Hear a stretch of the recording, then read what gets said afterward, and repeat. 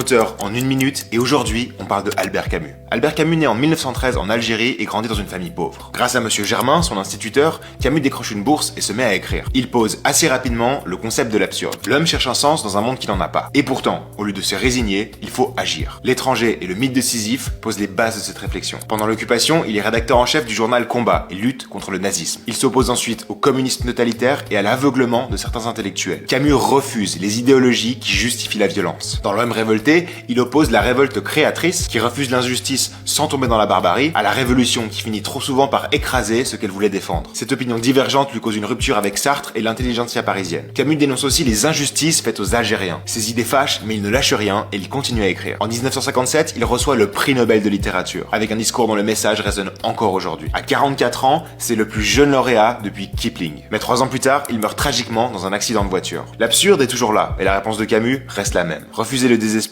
et choisir la révolte lucide. Car il n'y a qu'un seul devoir, c'est d'aimer.